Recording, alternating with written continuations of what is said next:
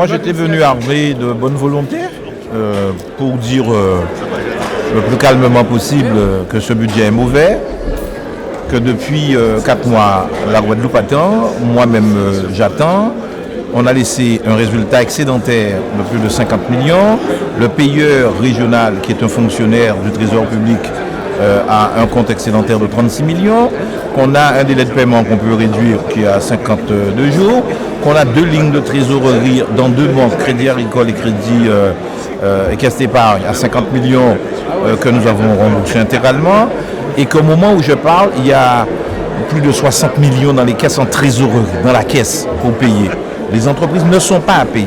Vous avez entendu qu'il y a l'association Profil qui a déjà dû mettre au chômage technique. J'ai un entrepreneur qui est d'ailleurs là, qui vient demander d'être payé. Il y a de l'argent. Pourquoi fait-on ça? Pourquoi fait-on ça? On peut régler les comptes avec moi. Vous avez vu comment ça s'est passé. J'ai demandé la parole. 7 personnes sont passées pour me répondre. 7 personnes vont m'agresser en déformant mes propos, en disant que j'ai insulté. Non, c'est pas mon style. J'ai quand même été ministre, je ne me permettrai pas de tenir des propos discourtois. On peut faire de l'ironie. On peut effectivement un peu taquiner, mais on respecte les personnes. Et je déplore qu'il y ait un manque de tenue. Alors, je veux bien qu'on fasse de l'histoire. Et que l'on dise, vous avez, bien sûr, j'assume ce que j'ai fait. Nous sommes fiers de ce que nous avons fait pour la Guadeloupe.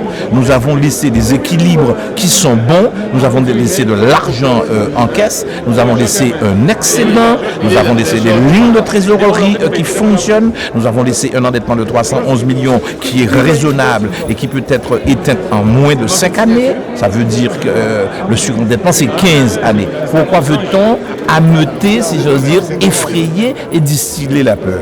Voilà ce que je ne comprends pas. Donc c'est des choix délibérément mauvais pour faire mal et faire porter le chapeau à qui? À Victorien Lurel? Moi, je suis là. J'ai été président, j'ai fait le travail que le peuple a voulu que je fasse. Donc en toute humilité, j'avoue que je fais le travail. J'aurais pu démissionner, ne pas venir droit dans les yeux supporter la différence, entendre ce que j'entends, des agressions contre ma personne et ma famille, des allusions qui sont faites ici ou là, des enregistrements qui sont faits. La Guadeloupe n'a pas besoin de ça. Donc voilà ce que j'ai eu à dire. On a remis un document, il est déjà en ligne, on l'a remis à tous les journalistes, ils peuvent vérifier si ce que nous avons écrit est mauvais. Ce budget est mauvais, on a donc voté contre. Oui, je sais, c'est toujours pas facile pour certains. C'est difficile d'accepter les choses. Mais comme je le dis, le président de groupe, M. Lurel, sait très bien qu'il a ouvert des autorisations de programme sans recette. Et qu'il est tout à fait normal que notre équipe, nous devrions vraiment faire des arbitrages pour pouvoir maintenir un niveau de fonctionnement de la région et accompagner ceux que nous devons le faire.